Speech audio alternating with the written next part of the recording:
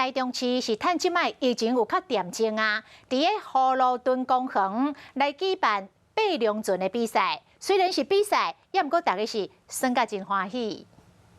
台中市举办趣味的龙船比赛，现场是使用国际标准船型载人的小龙船，互民众会当组队来体验，并还有专业选手陪伴和指导，选手真紧就会当熟手，还有真侪家庭特别组队来挑战。不过经过激烈的3战对决，大部分的人拢算甲淡哥哥。你是怎么样获胜的关键？你自己就是努力滑。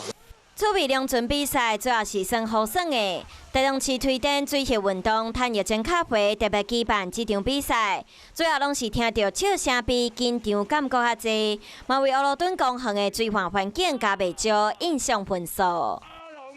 Hello， 大家好，我是乃瑜，要教给大家2个任务。第一个，华视新闻的脸书专页，你按赞了吗？还有华视新闻的 YouTube 频道，赶紧订阅起来，还要记得按赞，开启小铃铛哦。